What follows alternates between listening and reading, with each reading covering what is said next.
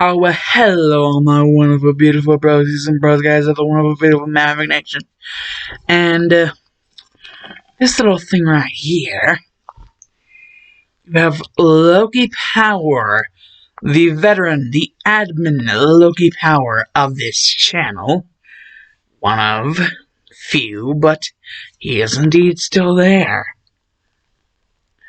As someone who's been with us from quite some time. And yes, I'm using my Luffy plushie as a hat stand.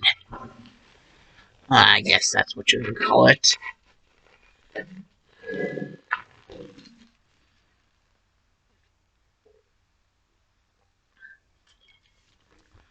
Basically, I was going to do this in one way, but then I thought maybe it would be a little bit more entertaining if I did it in this way.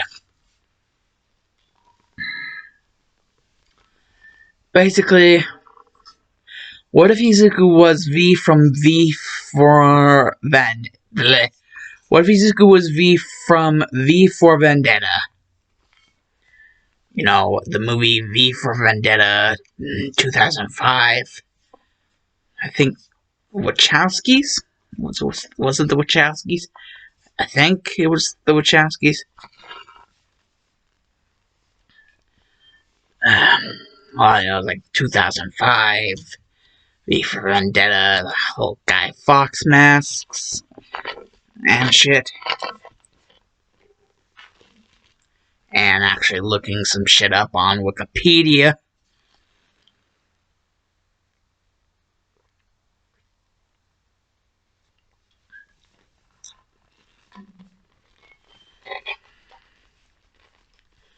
You know, a certain person,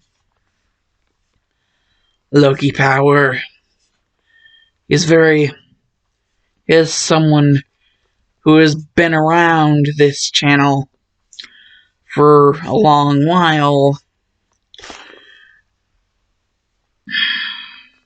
And so I thought, why the hell not? So I decided, let's do this. What if Izuku was V from V for Vendetta? However, we're going to change some shit around. Instead of it being a totalitarian, whatever the frick, version of London, it's just going to be that the heroes are freaking corrupt. And I'm going to do another twist. We're going to have it to where the villains are literally just misunderstood heroes. Yes, even all for freaking one. Even Kai Chisaki. They're just misunderstood heroes.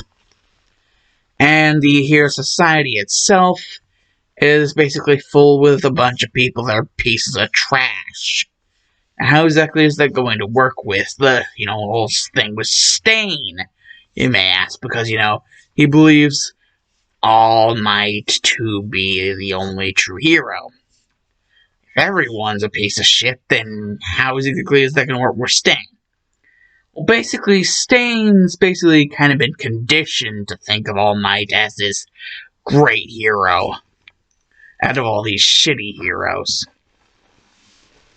He's kind of been conditioned since day one of what happened to his and Koda's parents to, have at least one person in his life who can be considered a reliable source of happiness. And seeing as he kind of left his brother, the only real source of happiness he's ever found is that of All Might's heroics. Sadly for him, like I said, the Hero Society in this is going to be completely corrupt. As a sort of symbolization of the whole totalitarian version of, London and V for Vendetta. It's kind of going to be a replacement for that. That's going to kind of be the little trade I'm doing. Instead of a totalitarian London, it's more or less that the coin is flipped on a mass scale whenever considering heroes and villains and what exactly all of that means. And even, like, shit to deal with, like, vigilantism. Like, the Hero Society makes it out to be such a, like, a whole thing, like, it should not be happening. It is a crime, you know. And considering how the heroes are in this, yeah, you're gonna guess that vigilantism isn't nearly as bad as the Hero Society makes it out to be.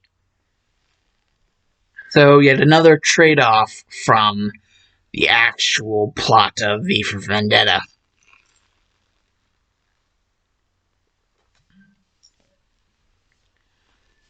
It's like a trade-off. I didn't really want to go that route, so I kind of did something that was like it, but not like it. Izuku's still gonna do what V does, and he's even gonna eventually call himself V. However, there's gonna be a little bit, not just a little bit, but a lot more than just like the things in V for Vendetta. There's actually going to be the forming of the anonymous group, the people that wear the Guy Fawkes masks, and send their happy little messages to the people of the world. Sarcasm is sarcasm.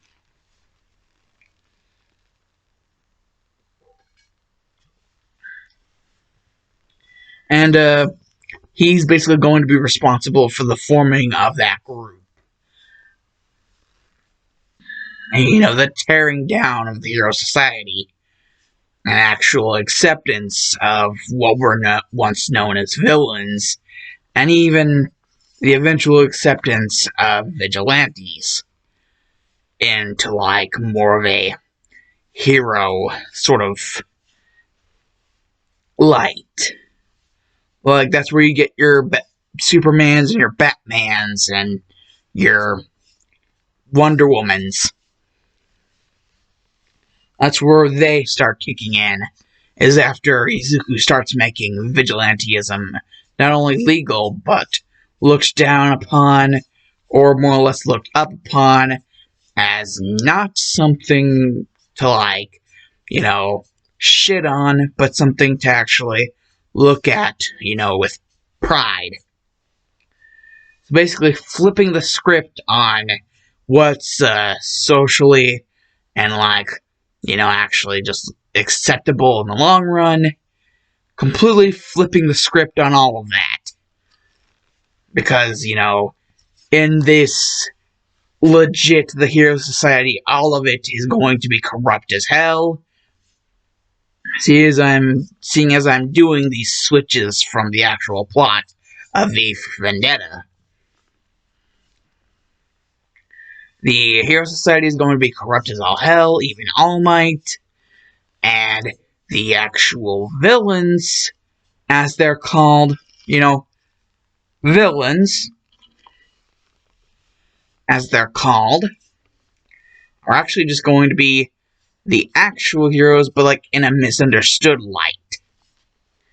So yeah, that's basically what's going to be going down. The shit that's going to be going down. Hey, actually, since I have this Coke bottle, I can actually do voice changey shit. If any of you can actually hear that. I hope so. Anyways, basically this all starts out at the age of 5 for Izuku. Because, you know, his parents, you know, Inko and Hisashi, basically, they figure out that Izuku is quirkless, and not long afterwards, like, after Hisashi's doing his job in Japan, he's going home, he's, like, headed back home, and, you know, during the way there, he gets mugged and killed.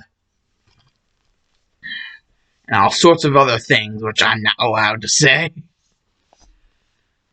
You know, and it's by heroes that this happens. Yet, the media and everything and the press, they don't really want, it to be known that it was heroes that did this to this poor man. So they start making some false allegations and false news, to try to paint the heroes in a positive light, while painting the guy they screwed over, literally screwed over, in a negative light. See, I told you, hero corruption. I am not going to hold back either. Like, not only is it going to be hero corruption, but I am not holding back. And I am looking to you with a straight face, not holding back. I am going balls freaking deep. Celebratory drink of balls deep. Like, we already know what happens to Asashi. So, what about Inko and Izuku?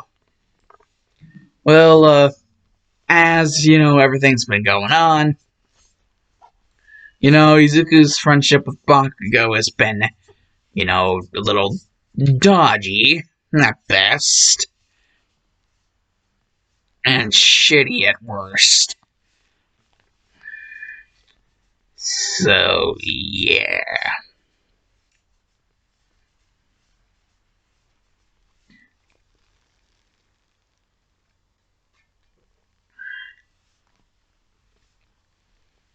But, one thing about this whole thing is Bakugo stops being so negative about Izuku around the time that they both hit the age of 10, because around that time is whenever something happens to Bakugo, basically, which Inko really doesn't find it so hard to believe because of falsified reports that Inko knows are falsified, because of the fact that Hisashi would never do these things, so knows about the hero corruption, knows about the hero, falsification of actual legit information out to the public, if they were actually to let it be out to the public, which hell no, they're not doing that.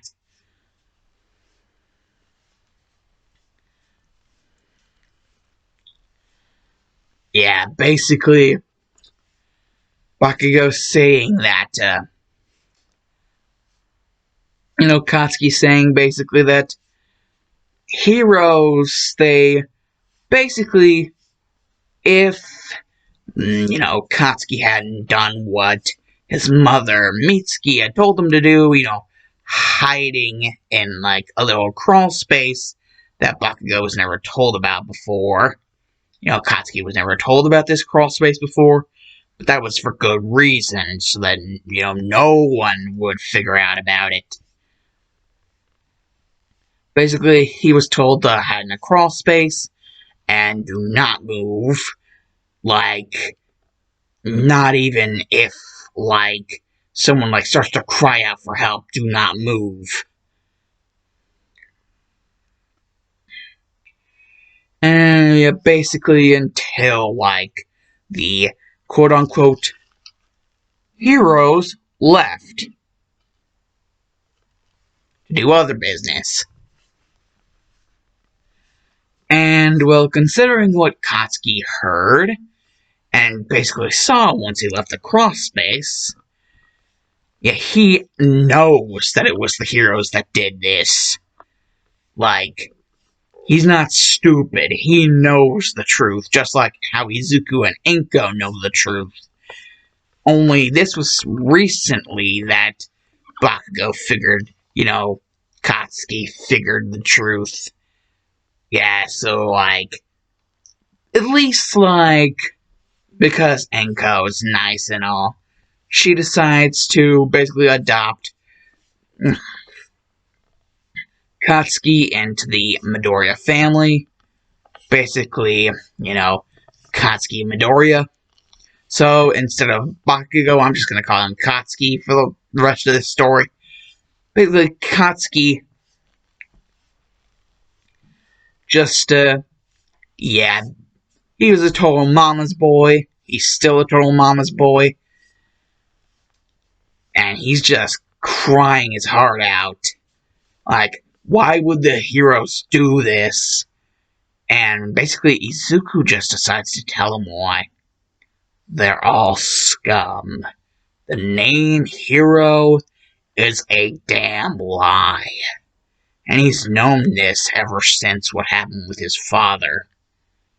Falsification of information, hiding like freaking cowards, the cowards they are. Completely like blacklisting any information that could prove that they were lying or that any part of Hisashi actually being innocent. Basically doing everything in their power to make this look like what it is exactly not. Basically, Izuku is just feeding it by like the freaking spoonful. And he only does this whenever his mother isn't around because, Izuku doesn't really know what his mother would do if, she knew about what he was planning on doing. Getting Katsuki onto his side specifically.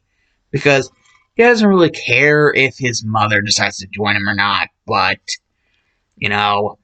depending on what he actually does say that his mother hears him say, there might be a bigger chance of her not joining.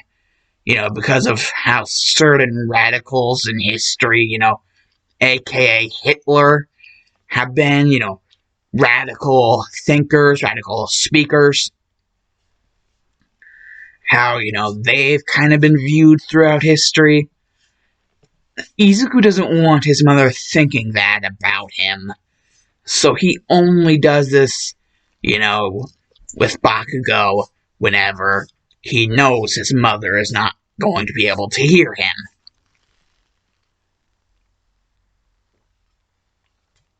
Basically being the exact thing that he's thinking about. A radical.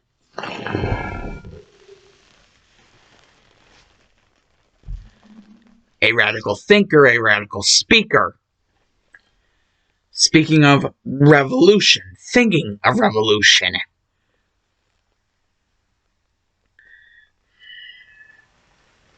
And one of the biggest way to get your whole piece through first, destruction of property.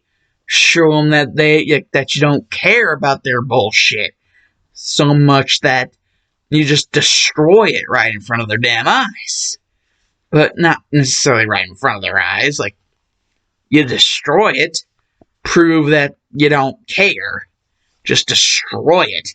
Destroy property, especially property of heroes. Yeah, hero property. Basically the destruction of hero property via what Izuku has deemed his eventual favorite method. Yes, Izuku has actually been planning so much and for so long that he's actually decided a favorite method of his, possibly. That being something he's actually been studying for quite some time, along with other things. Methods such as arson.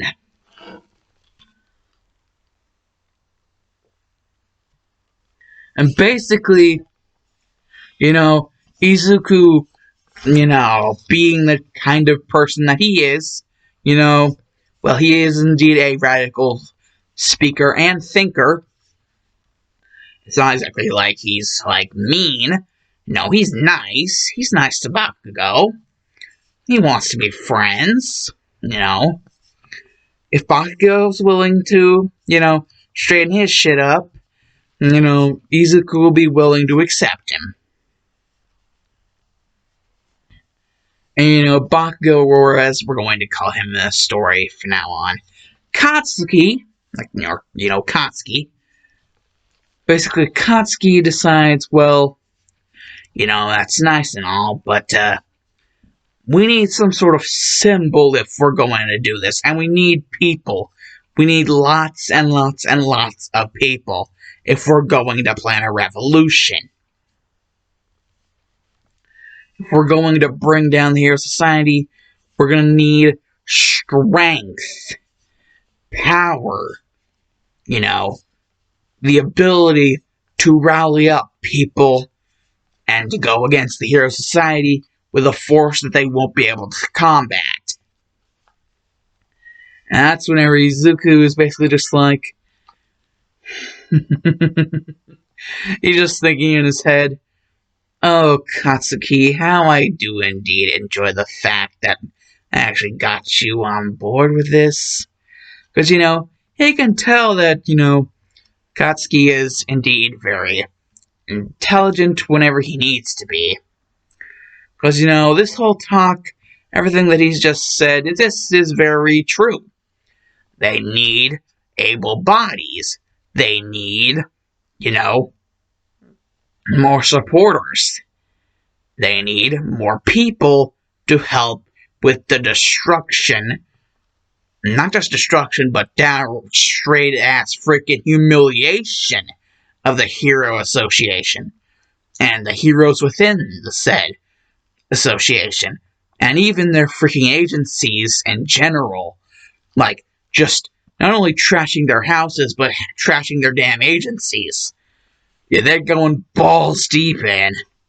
And if they're gonna do this, they're gonna need supporters and more people to join the cause of this revolution. If it's going to work, that is.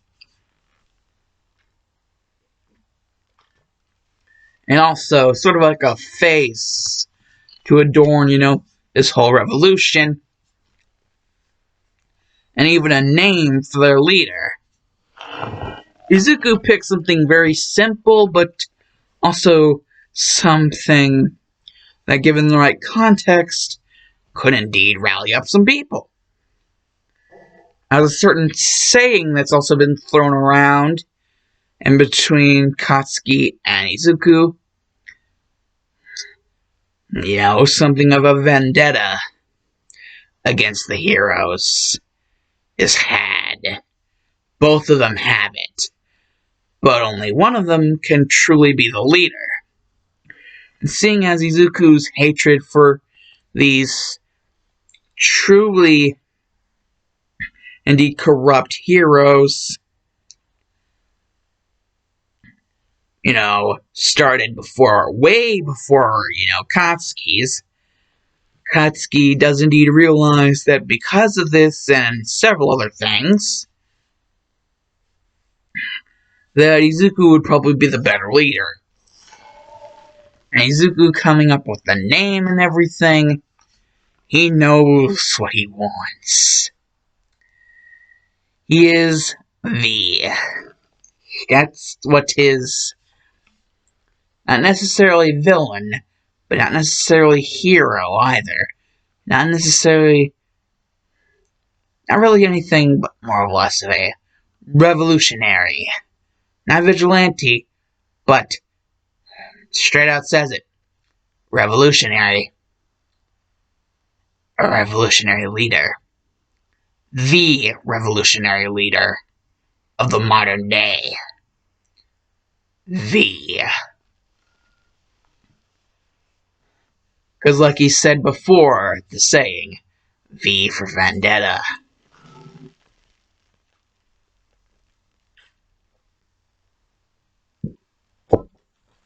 And knowing that little nugget of information, Baku was like, V for Vendetta. Izuku, you sly devil.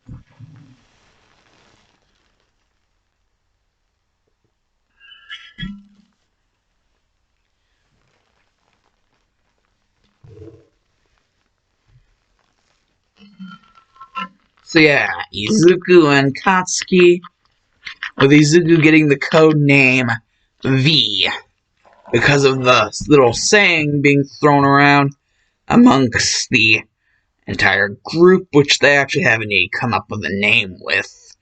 The group will indeed be named Anonymous.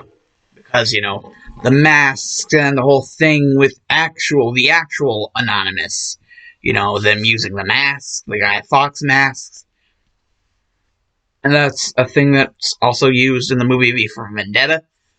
So their group would be called Anonymous. I mean, come on, they have the mask on, so you can't really see their actual face. So, I mean, it kind of makes sense.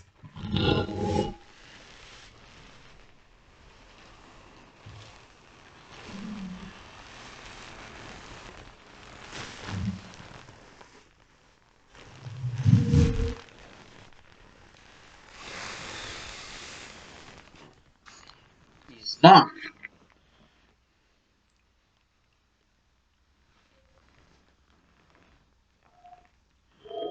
So,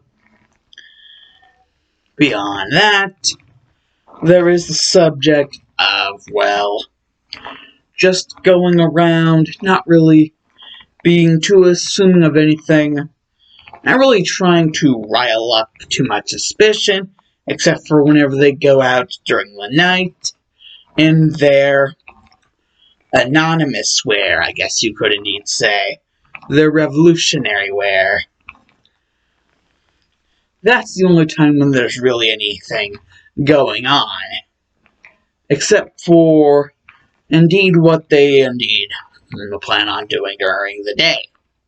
Which is, mainly just very sneakily trying to get people onto their side. Without anyone really being able to, get an earful of what's being spoken. And, how this is going on. Basically, Bakugo being the most recent one to experience all this broken home type shit, like, basically both his parents are dead, and now he has a new family in Izuku and Inko, and ultimately he will have what he considers the perfect family, and that of the organization, the revolutionary organization, Anonymous.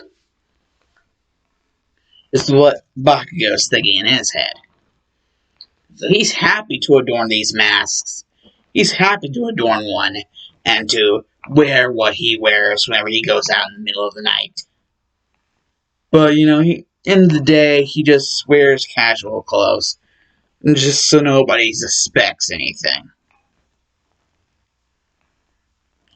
And Izuku and Bakugo, they have several different locations, just so nobody can, figure out what the hell is going on. Like, they might be able to get, the basics, but nothing more because of the way that Izuku and Bakugo have actually heavily thought this out.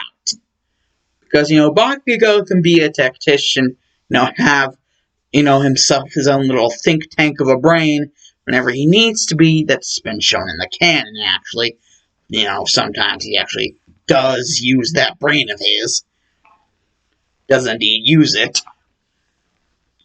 And, well, Izuku, with the kind of brain he has, the kind of, big brain, all in there. Plus, both Izuku and Bakugo, due to some training, they just don't rely on their quirks. They do indeed have physical prowess as well. And mental prowess, giving them just redonkulous skills whenever it comes to, during the day, just taking out anyone who tries to jump them. But during the night, it's open season for anybody who tries to jump them. It's open season all night long. Just as long as they can also escape the scene just as soon as they enter the scene. Because, being secretive about this whole shit is kind of important. If you're wanting to succeed. And, well, Izuku and Bakugo kind of get themselves their own little MO. Kind of, this identity, you know, kind of how they do their stuff. Like how Jack the Ripper, kind of, how he was. Only killed 5 people, but oh boy, did he kill those 5 people. Especially the last one. Holy shit. Yeah, so... And definitely do you have a fierce duo with Izuku and Bakugo, both working together, to basically just rip all the freaking hero organization and everything to do with that. Rip it a new one and beyond. Along with certain followers that also adorn the whole sort of label of a terrorist, you could need say. Anonymous. Join Anonymous. Label of a terrorist. By T-Free, that song by T-Free.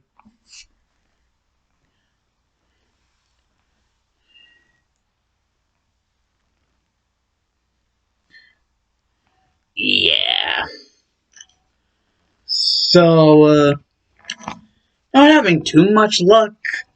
Just kind of, scraping by.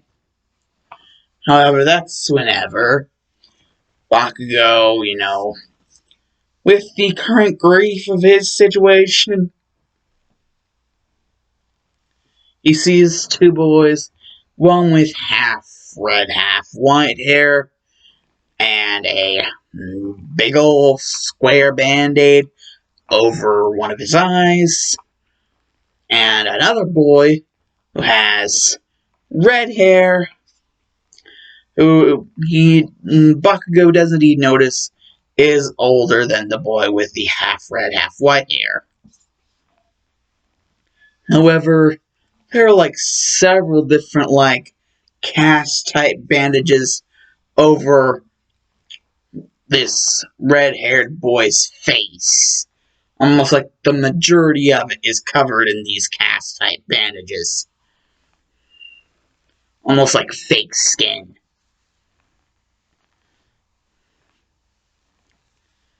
And, well, Bakugo would kind of more or less just walk up to them, and the red-haired kid will kind of take a defensive stance as the kid with the half red, half white hair would kind of start to shiver a little, kind of, get scared and tensed up. And the other one who was taking the offensive stance, the red-haired kid, and basically Bakugo will be like, "Oh, no need. I am in no way trying to harm you. In fact, possibly if we could come to an agreement," because Bakugo is actually starting to realize something. These 2 kids, from the way they look, well, indeed, there was one child who, indeed, suffered an injury caused by the mother of the family that had to do with boiling hot water and the child's face.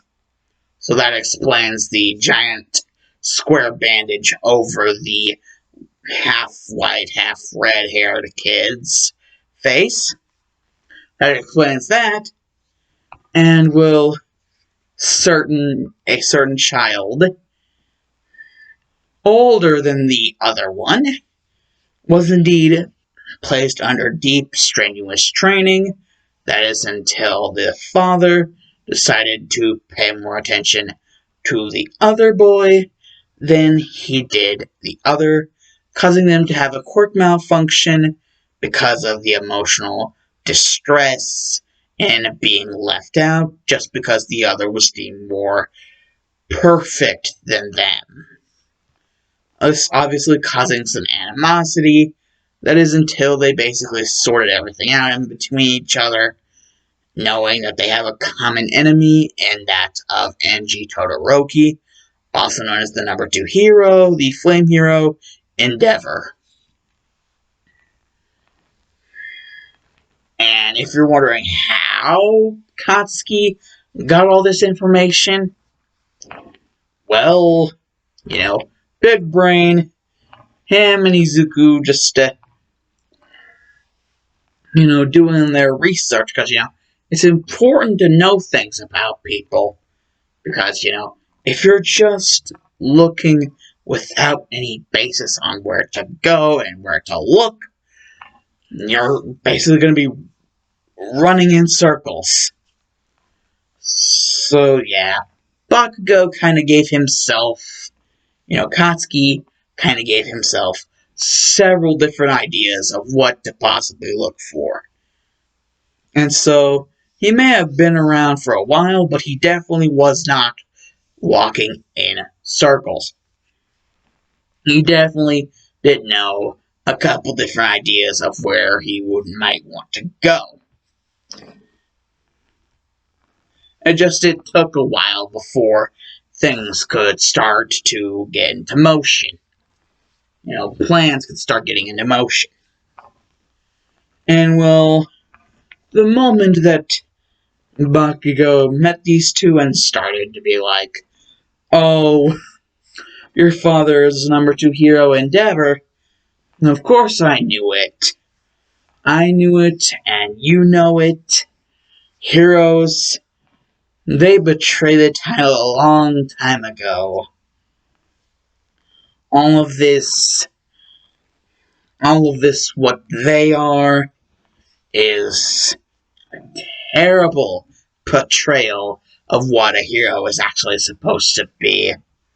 They're all terrible, and they all deserve to pay. They're all monsters. They're all evil. They're the true evil out there. They're the ones that need to suffer. They're the ones that need to pay. Basically, the more and more Bakugo started to preach in semi-silence to the two boys, the more and more they kind of felt, at ease with showing their injuries to him without him even having to ask.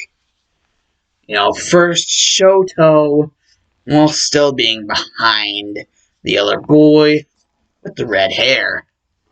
I mean, he was only slowly starting to warm up towards Katsuki's rants and raves. Of course, he was nowhere nearly as good at it as Izuku was, but Izuku wasn't here right now.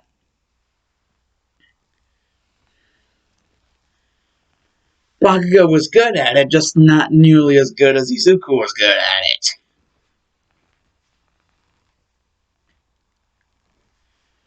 But soon enough, with the ranting and raving being done, finally, Shoto would have been the first one. He would have taken off his giant eye bandage and shown the scar on his eye from what happened with his mother that ended up landing her in the loony bin. And, well, then, soon enough,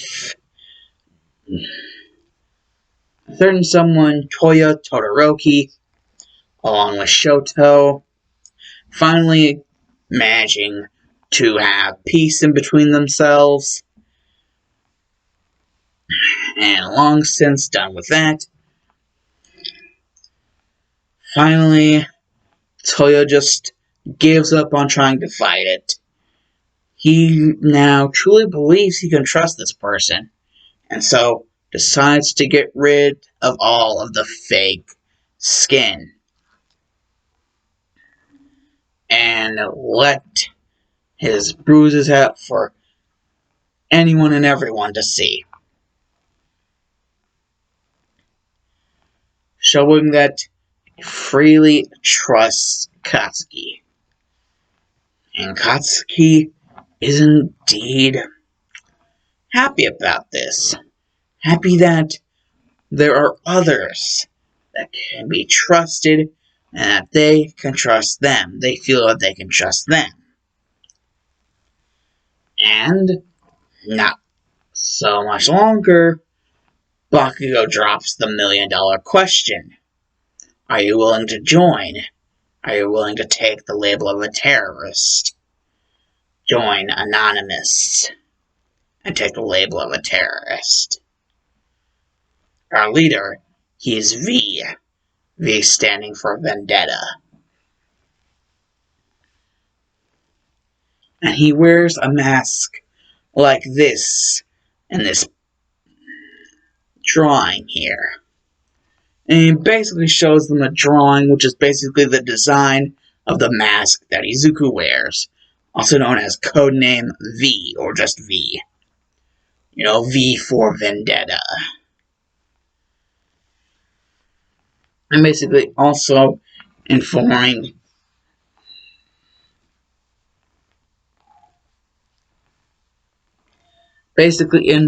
them all about Izuku, and that he's basically given the codename V, and that the V that he is codenamed is basically stands for Vendetta. And what the whole purpose of their partnership is for, and that they actually are starting a little thing that is called, basically starting a little terrorist group called Anonymous. And that there are more masks like the one on the little piece of paper. Where that came from. These masks, in order to, keep their identities secret. And that for Shoto and Toya to not feel ashamed that they would be wearing masks, as these things would be a part of their everyday life. And that in joining Anonymous, they would be making the world a better place. They would be getting rid of the problem. The many problems. The many, many, many problems of this world. And so, what they usually would have thought to do, which is completely object-wholeheartedly, now they are completely 100% convinced. Both of them, not just Shoto or Toya, both of them are convinced to join Anonymous, take the label of a terrorist.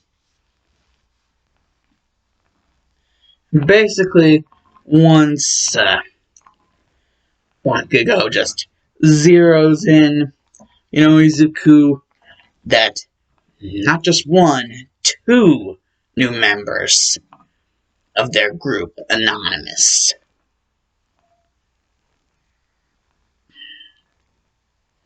And that Izuku even thinks it would be nice to give each member of Anonymous their own code names.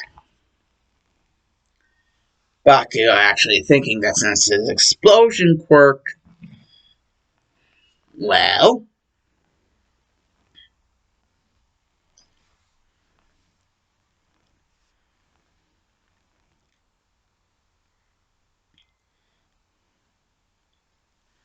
and literally considering this is one of the main things that they would be doing as a whole terrorist group, like the whole, if it's not like mainly revolutionary shit, it's like arson. Basically, Bakugo just explains like his code name to be Arson. And Izuku thinks it's freaking perfect. He would be V, and Bakugo would be Arson. And Shoto and You know, Toya, after being told this about the whole possibility of freaking code names, Toya, just because, old habits die hard, I'm still gonna have him have his name be Dobby. But for different reasons than in canon. Reasons that he keeps to himself. And nobody really has any problem with that, because they're just chill like that. And, Shoto thinking,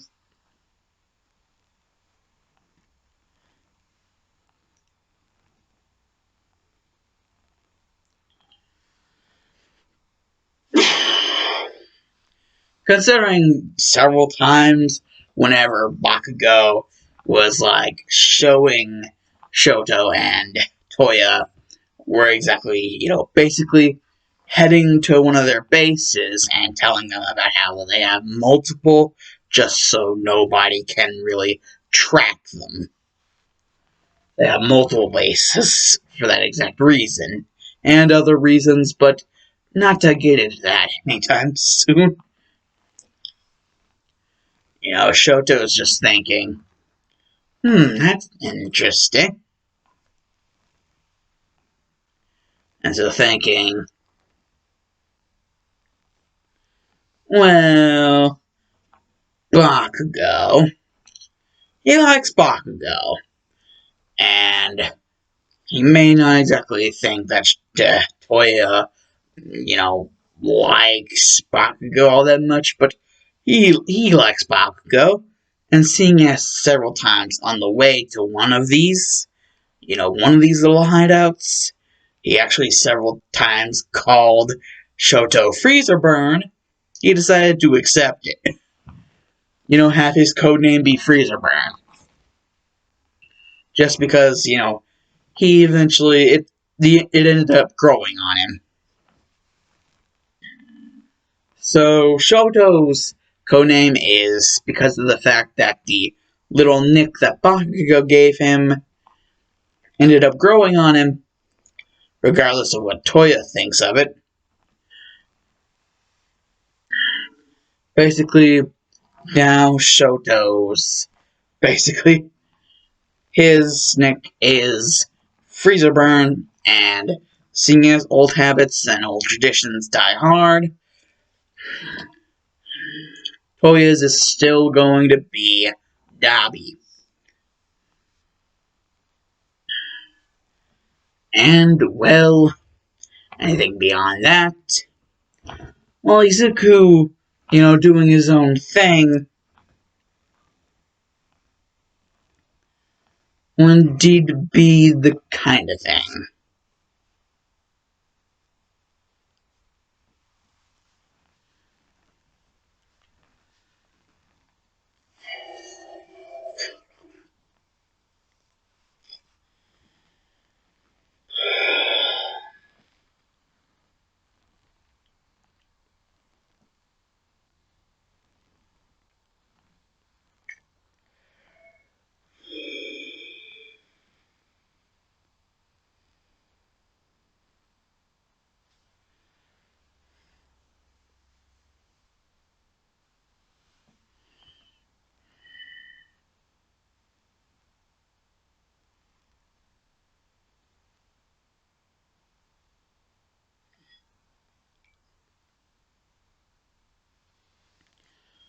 Basically,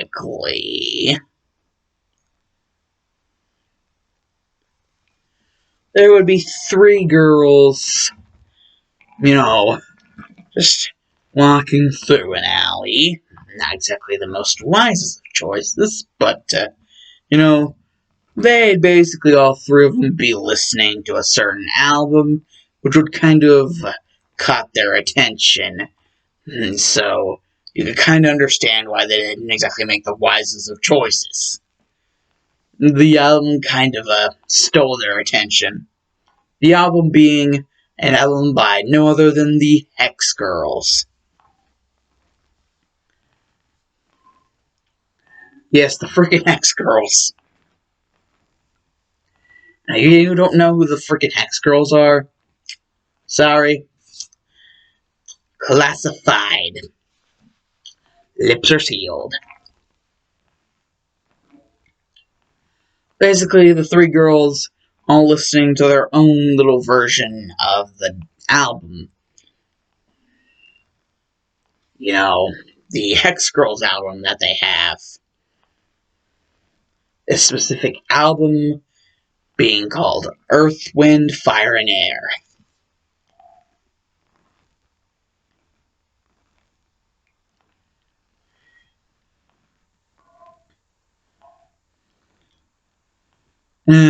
Basically, they end up walking straight into a dead end of an alley.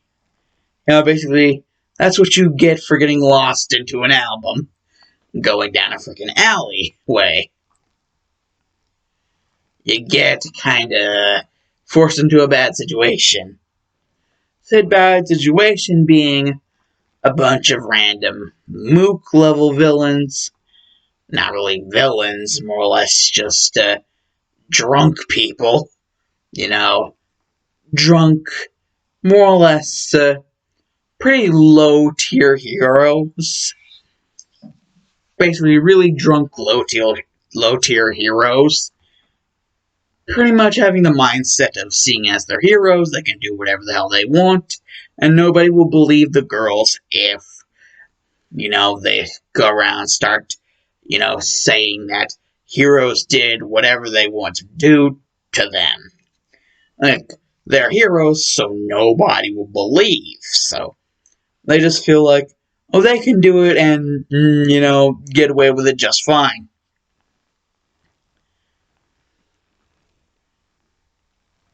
And, the police are just as much law enforcement as the heroes are, so it's not exactly like they're gonna rat each other out. I mean, the same thing with All Might and Namasa.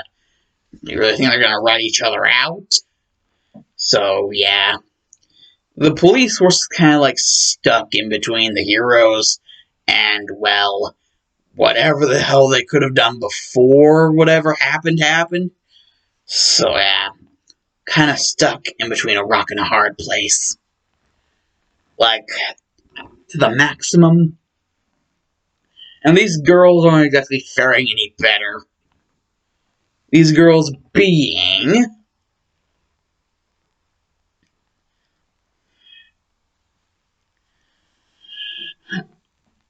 One second. One second here.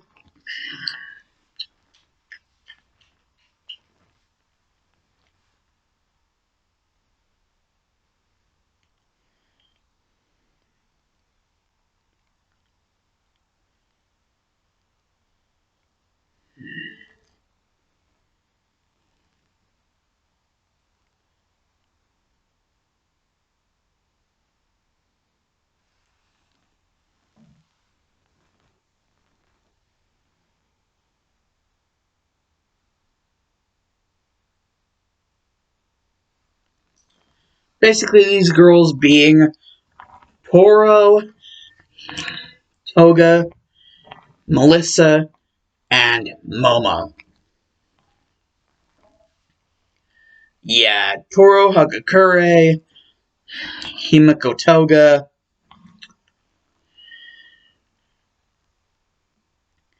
Melissa Shield, and Momo Yayarozu would have been the four girls listening to the Hex Girls album.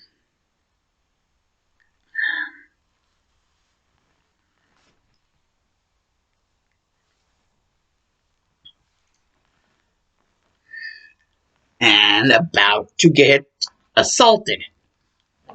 That is until, holy shit, like, bam, bam, bam, bam. And then, the heroes still being pains in the ass. Izuku seeing no other way. I mean, come on. These guys were about to sexually assault these girls, so they don't deserve mercy in Izuku's eyes. They don't deserve mercy. Plus, they're heroes, and Izuku doesn't like heroes. So, yeah, that's extra incentive to want these people dead. And, well, he already does, so... killing time! You just, right in front of these girls, not even caring if they see or not. Just murder them. With no regrets. And, no mercy. None of that. And just brutal as hell, freaking Mortal Kombat level violence. Freaking, I don't even know, freaking Evil Dead. Absurd level of violence.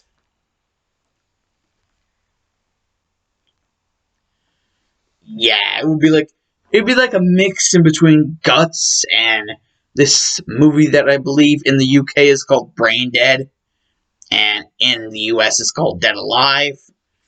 Yeah, it'd be like a mix in between whatever anime style thing Guts is from, and that.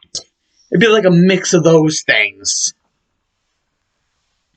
And Mortal Kombat and Evil Dead. It'd be a mix of all four of those things, is what Izuku would be doing to these guys. And basically, once he was pretty much done, he would be wearing his mask. He would make sure to always have the mask on during the night. So that no one can tell. Because, he wouldn't wear the same clothes, whenever he went out in the night. So basically, so that no one could tell, he would wear the mask every time he went out at night. It would kind of be something that, he basically bashed into his head to remember to do. And would basically do the same with Bakugo, you must indeed remember, do not forget.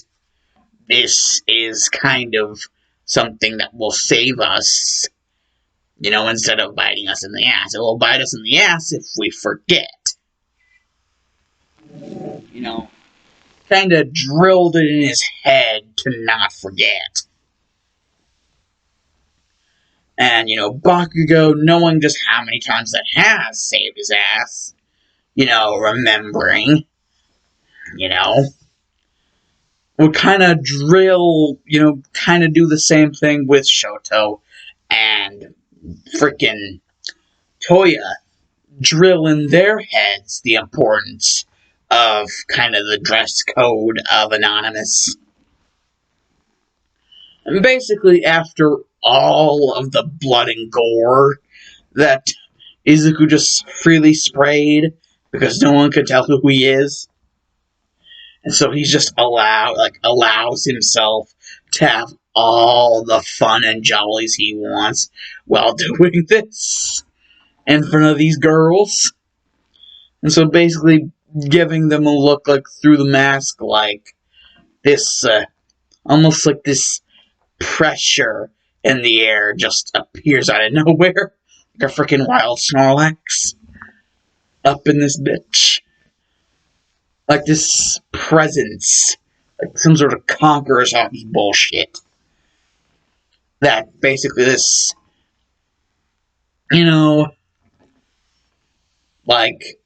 almost even without having to tell them, it's they automatically know he is not, he isn't there to hurt them. He was only there to hurt those guys that were about to sexually assault them. Because not only does he not like heroes, the way he indeed, puts the pressure on whenever the whole not like heroes thing comes across their heads. The way the pressure comes across whenever that part, hits.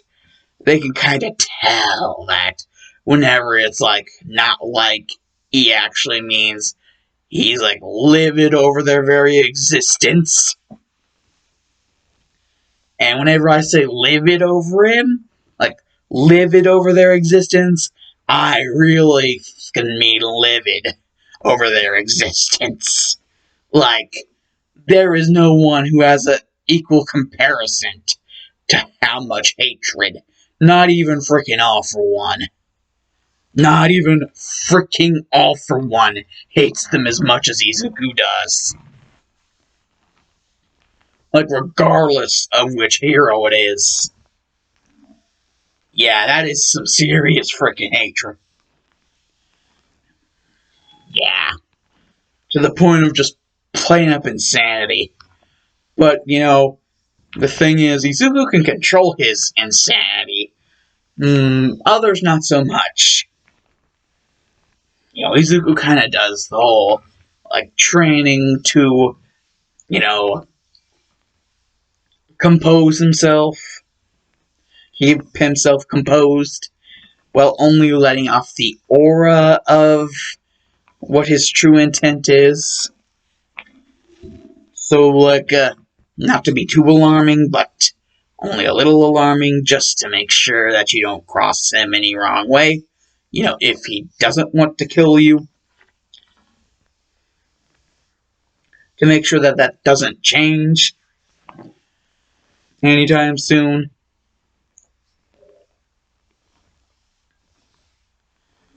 So basically, Izuku's like, well, yeah, gonna need to wash these, but, regardless, I think you can tell why I did what I did, and that I don't really have any intentions on hurting any of you. In fact, you know, he just, you know, mentally kind of explains through his very aura, you know, that he has of himself, like his own aura, kind of just explains everything that he's thinking freaking to them for them. And so they can all just kind of get it just by looking at him. Not even having to see his face. Just by looking at his mask. They can tell. Just by being in the same general area, they can tell what he's all about. And what he actually wants from this. Like, they don't have to, but he'd like it if they did. So basically, may I remind you, the 4 girls are Toru Hagakure, Himiko Toga, Melissa Shield, and I believe I said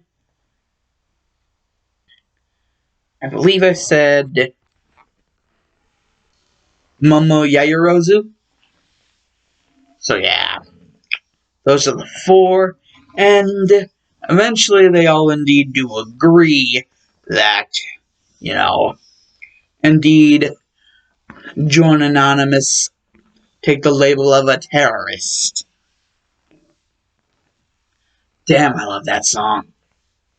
If only Bush didn't have to interrupt it in mid-song.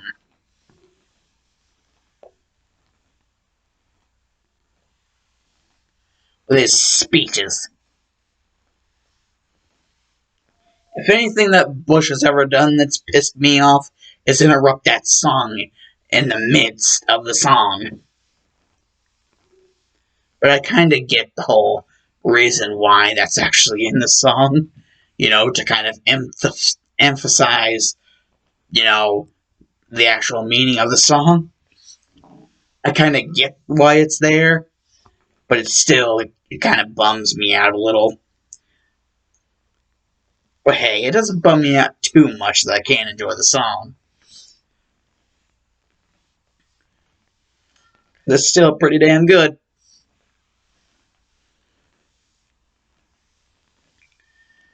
Anyways, once these 4 girls do indeed agree to the terms, basically, after everything is all, you know, done, basically unsuspecting much,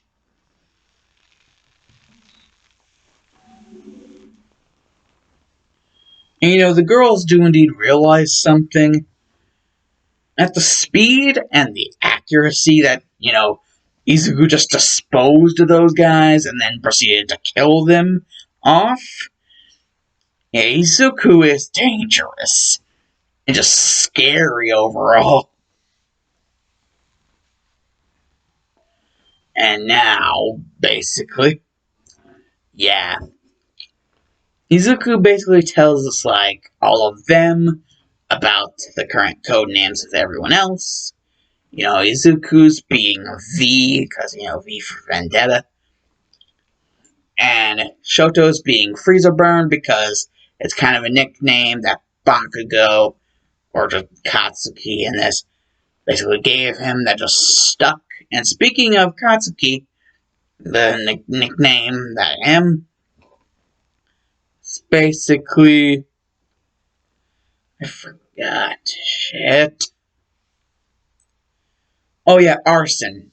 Yeah, basically, his nickname is Arson Shoto's, because it was just something that stuck. Freezer Burn. And Toya's is still gonna be Dobby, because old habits and old traditions die hard. And, well, as for the girls, Momo's is going to be the creator. Because, you know, literally realizing that they are literally becoming terrorists by joining Anonymous, Momo's just like, why not? And it's not like the others don't know this as well, so basically Toro's whole thing, what she would make her, basically, just because SpongeBob reference misappear. Yeah, I know, the for Vendetta thing, and I make a freaking SpongeBob reference, but considering I have like a freaking, you know, Hex Girls whole thing in this, what did you really freaking expect from me?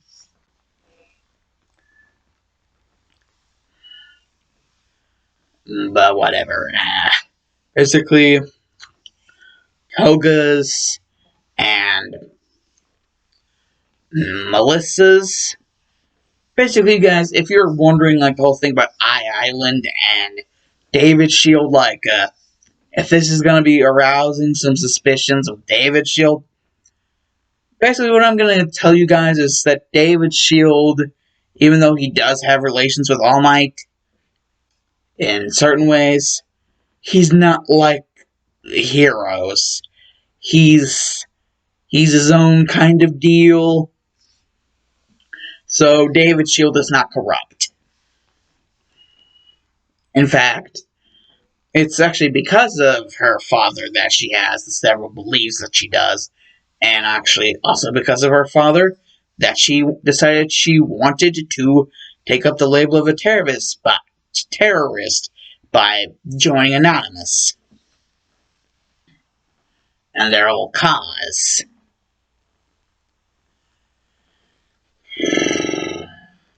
And, well, if her father had a problem with it, you know, what she chose to do with her life? Hey, they were already terrorists, so that's kind of already illegal, so really, whatever else she needed to do, she would do it. Regardless of whatever her father said. So, yeah, that's just been something that Melissa's been, you know, a hard pill that she's been having to swallow. But, you know, eventually it actually comes down to that. The whole thing with, like, the last two, Toga and Melissa. Izuku noticing that she kind of needs some time for some, like, shit, you know, to figure out all this. And so, basically, Toga's given, you know, a turn for, like, the whole thing on her, you know, code name. Basically,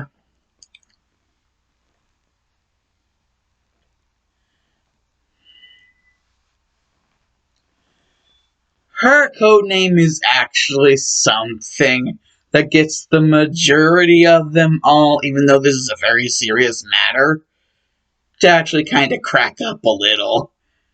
But, not for long, until they get, recomposed again. And I said the majority of them, not all of them, because honestly, with Melissa's dilemma, she's not going to crack up, but still, willing to admit it is kind of funny what Toga chose. Vampire Queen, because of the way her quirk works. Vampire Queen.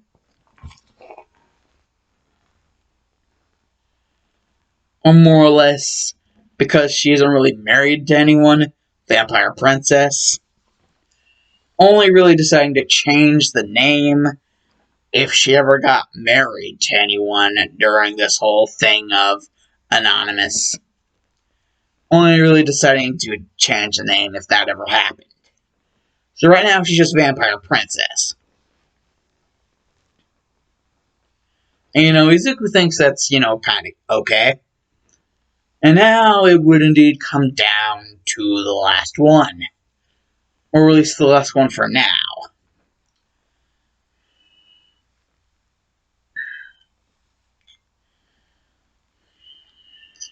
Melissa Shield would kind of realize the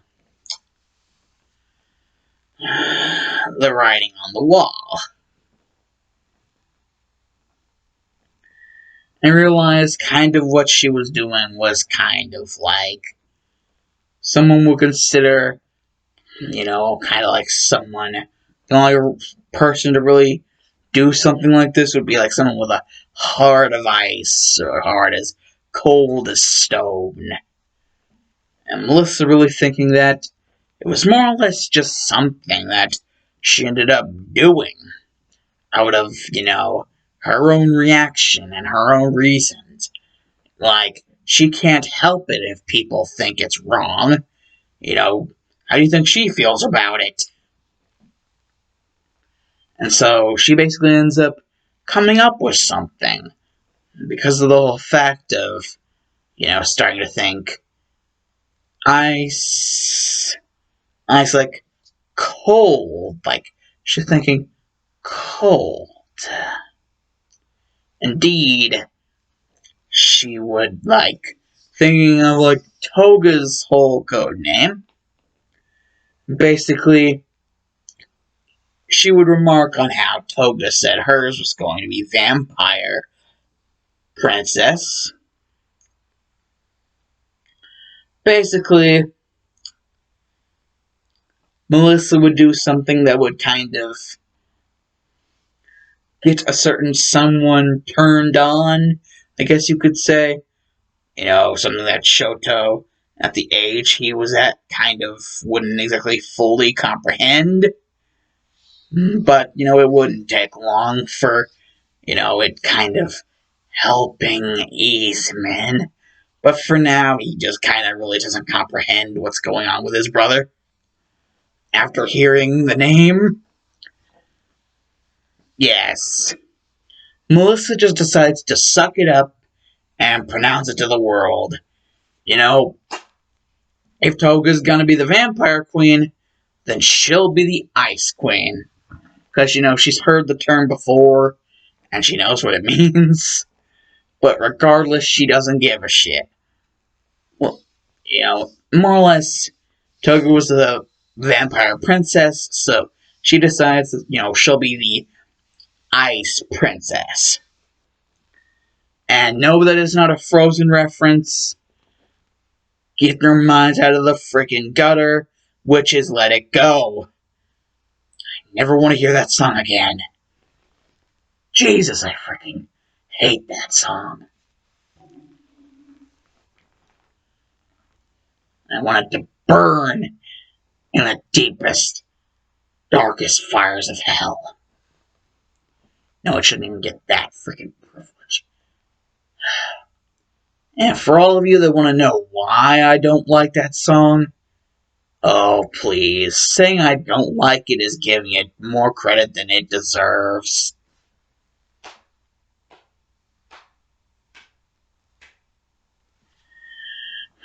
more credit than it will ever deserve.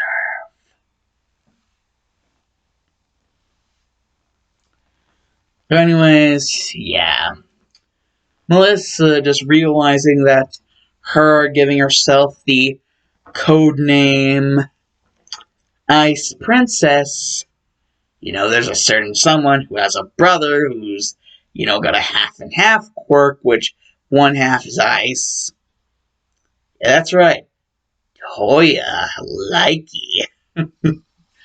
Also known as Dottie Likey. So yeah, Dottie, also known as Toya, basically Dottie, thinking that that's kinda hot. Regardless of what your code name is, that's kinda hot.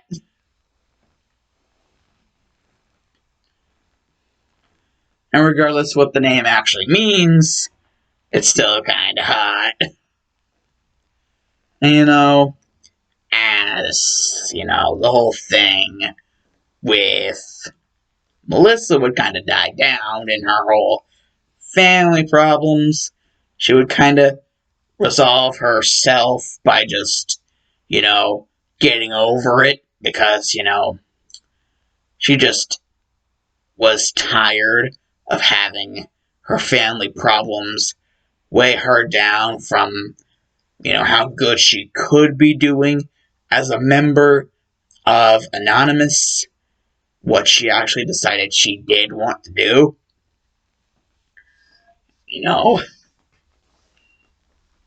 Basically, Izuku thinking, she says her name is Ice Princess, that she's the Ice Princess, but not really anything except for her own emotions showing that. And, well, somewhat actions. And just with that said alone, Bakugo covers his family jewels, and Toya just starts to burst out into laughter, and Shoto kind of just being very oddly confused. Basically, if you're wondering why Bakugo is covering his family jewels after what said was said, he got kicked in the family jewels once by Melissa because of a certain something. But everybody just agrees that it's better that is never mentioned again, just so that the males amongst Anonymous never have to feel the pain of getting kicked in the family jewels, like what Katsuki had to experience from Melissa. So, yeah, basically, Izuku thinking, well, he was diagnosed quirkless. What if, just maybe what if, he could pull some extra rounds? Give Bakugo some off time to spend with the other members of Anonymous, and he'll pull in more extra work. Sort of like a mission. This mission, seeing as the members of Anonymous kind of all pretty much have been getting around, this mission, he does indeed know where this person operates. He does indeed know how to get them wrapped around his finger. If he wanted to, that is. Basically, all for one, using the little television to kind of, speak with Shigaraki and Kirogiri. Basically, Izuku would rig the television to do the kind of, anonymous scares, like the people with the anonymous masks and being like, blah, blah, blah, blah, blah, blah, the kind of things that they do. And Alpha 1 would be like, what was that? And, Izuku, also known as V, that being his code name, basically he wouldn't say his actual name, he would say V. Basically that he was V, and that the V that he is basically stands for Vendetta. And basically he would just kind of just stroll his way through, not scared of Kirigiri or Shigaraki, or even, whenever it's coming out of nowhere, not even scared of Gigantomachia. Just be like, bitch, please. Bitch, freaking please. And even Dr. Ujiko, whenever he tries to, do whatever he thinks he can do, kind of just gets, I guess, what you could call the easy treatment. But regardless of what you call it, he's still not going to be moving around all that much anytime soon. And Shigaraki's just like, ooh. And Kirigiri's just like, he doesn't even want to look. And Gigantomachia is just like, oh my. It made Shigaraki, freaking cringe. You're like, ooh. What he did to freaking Dr. Ujiko. He's just like, bitch, please. And just moseyed on over into the room where All For One is. And,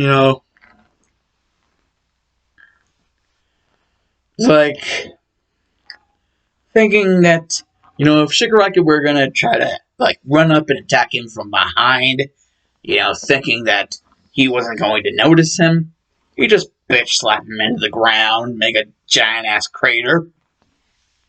Because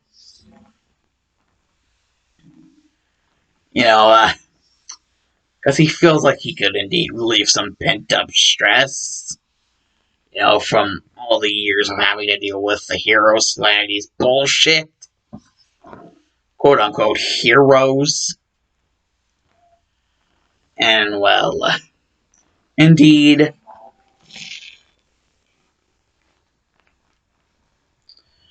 All For One basically is indeed willing to listen. But not for the reason Izuku might think. Not just, be all Frieza, coy and shit. No. Actually, for the reason that Izuku figures out the person that he thought was his father all his life was actually his uncle. And Izuku was just aghast at this, wait, what? And, he's like, well then, where has my father been all my life? All For One has the genetic proof, he has, what he needs to, prove that he's not lying. And so Izuku's just like, okay, I know you're not lying, but, then where is my actual father, or is he also dead? And All For One's in a sense, I indeed am, in a way. And Izuku's just like, what? And how the hell did you even know it was me? And All For One's just like, oh, we're just a folly tuition. Oh, by the way, how was your mother doing? And Izuku would just be like,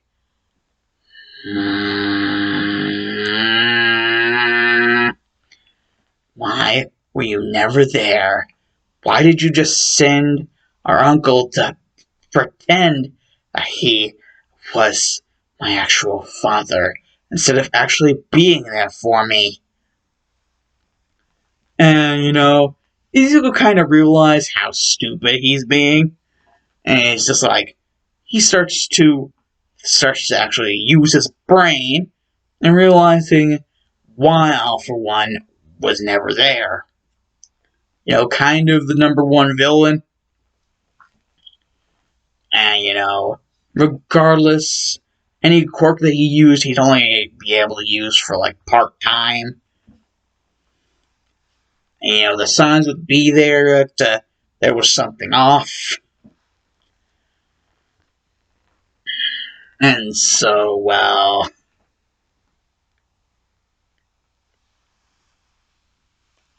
Izuku would be like, fine, but may I ask you something? And All For One would be like, I think I already know what it is, but go ahead. And, well, basically, All For One was right. He did know what it was. You know, kind of a more of a joint venture in a way. You know, kind of like, I scratch your back, you scratch mine. Basically, not exactly completely together, but more or less like a sort of like a, indeed, kind of like what Five Nights at Freddy's did, a sort of sister location. You know, I mean, Izuku doesn't even like the freaking heroes. And saying that's just being, like, light. Unlike his actual feelings. And All For One even knows that. And All For One's just like, oh, my poor boy. You know, he just feels bad for him. Like, really freaking bad. Wondering how Inko's still even freaking alive. And on the subject of that, basically, a news whole thing just pops up with, like, basically the Midoriya household in shambles, and them basically having a body bag and escorting it via gurney and to big ol' ambulance truck. And from what Izuku could see of the body, you know, sticking out of the body bag somewhat, it, you know, it's kind of like 99.9% chance that that's his mother. And Izuku, his presence just, it's almost like it gains a sentience of its own. It's so powerful. His very presence in the room.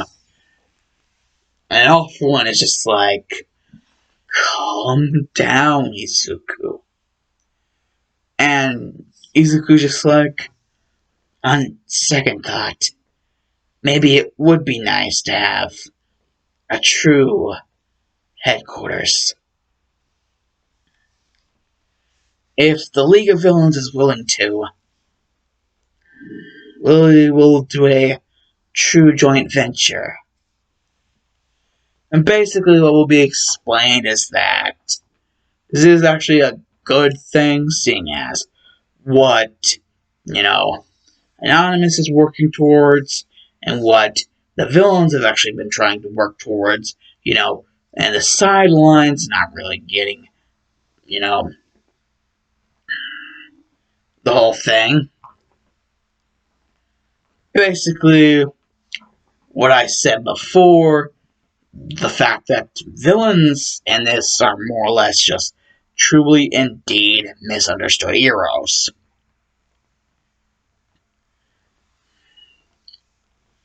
And, well, this basically makes it more like kind of a lopsided-ass family reunion right before Izuku actually does indeed take the time out of his day to visit his mother's grave. Because he knows, like, the injuries he was able to he was able to spot before they put his mother in the body bag, that she is definitely dead. And turns out he was right, and basically does indeed inform All For One whenever he returns about, you know, everything. And also informing his other teammates that basically they are going to joint venture with what was previously known as the League of Villains. However, now seeing the, you know, basically the League seeing what Izuku and his fellow members of Anonymous are indeed fighting for, the cause that they're fighting for, indeed decides to basically have the two different organizations fuse with each other, and basically this becoming the new true version of Anonymous. And this basically being the one true revolutionary team. And with the kind of clout that League of Villains did indeed have before the joint venture, this actually does indeed make it easier for, people to, be brought in. And all of the, League of Villains members from canon do indeed become members of this new and improved Anonymous. You got everybody. And plus the others that Izuku's made a part of his Anonymous group. And even All For One willing to be like an advisor. Because he can already tell his time is close to up. And just wanting to wish his son the best of luck in the battle against these oh-so-corrupt heroes. If you can even call them that. They have strayed so far from the true path that Nana Shimura and Gran Torino had made oh so long ago. And this even reminds him of his brother, as much as him and his brother disagreed with each other time to time. He would have never wished for this to happen. But sadly it did. And, just while All For One is, recollecting on everything, he finally does indeed die. And, well, it is indeed, wow, All For One and Izuku are in each other's arms. As Izuku just breaks down and cries. With basically Tenko being there.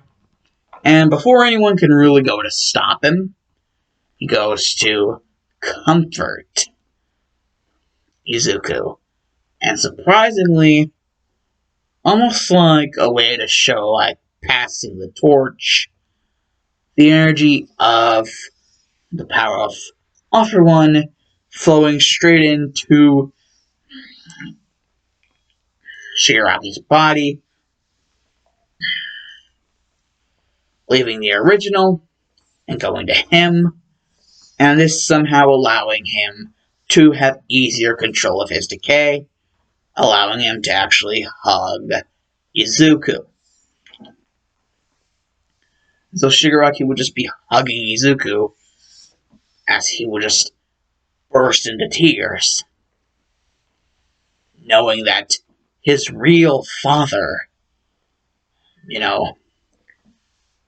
had just died.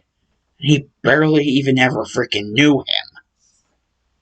And it's all because he was the literal mastermind of the League of Villains. Is why he could never be with them. This just makes him even more pissed and wanting to destroy the heroes. Make them all pay.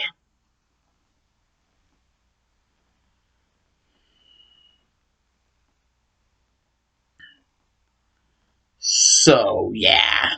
Now we have a new and improved freaking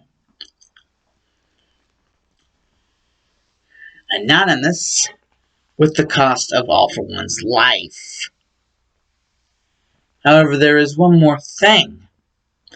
Indeed, with the power of All For One, Shigaraki can indeed give and take quirks. Well, he does indeed believe that his master, All For One, was indeed tweaking with a certain quirk right around the time before Izuku just decided to start waltzing in. His master was indeed sort of tweaking around with one, and he believes that this one will indeed be a good quirk for Melissa to have, seeing as she too, just like Izuku, was quirkless. And this quirk just so happening to be kinda probably most likely also a very good reason why Dabi would have the hots for her. It's kinda like Shoto, like hot and cold. Dabi's the hot. And now, after receiving this quirk from Shigaraki, because now he has the Awful One quirk, basically, making him, like the advisor for Izuku, as he is indeed being, Awful One's son, would indeed be the true leader. And, well, yeah. Basically, the quirk in question that Melissa got being, well, as Toya's was cremation flames,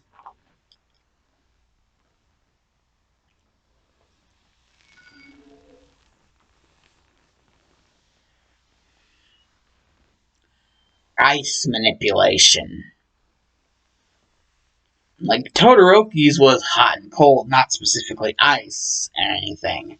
It was just hot or cold. Dabi's quirk is cremation flames, and basically the quirk that Shigaraki would indeed give Melissa being super ice manipulation. Yes, super ice manipulation. Basically being the ice equivalent to cremation flames. Yes, the ice equivalent to it. So yeah, it's kind of like one half being like the hot side of Shoto, and the other half being like the cold side of Shoto. The hot side being his brother Dabi, and the cold side being probably pretty darn soon, if they ever do indeed get married, his sister-in-law Melissa. And seeing as, in relationships you're kind of supposed to take the male last name, instead of Melissa Shields, she would be Melissa, not even Todoroki. Everybody would just decide that it would be good for the organization to be united together, basically. So instead of, Shield or Todoroki, she would be Melissa Anonymous. Or, like, either that or take up the last name of code name. So, Melissa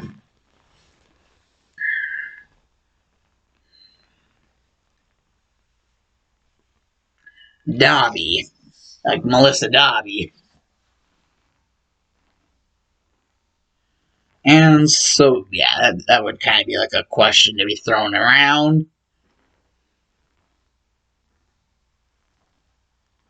And, as a sort of way to kind of unify everything and, kind of get Izuku out of the funk that he's been in, Bakugo would make some sort of speech about how they should be unified as a one unit.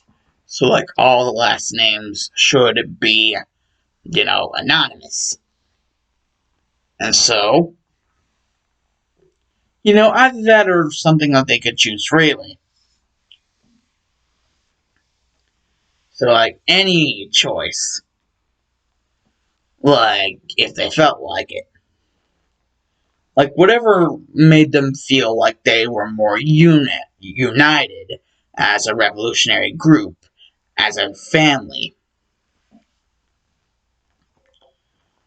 And, well, it just so happens that, you know, our ice princess just so happened to be chill enough to accept. And so, we do indeed have a Melissa Dobby.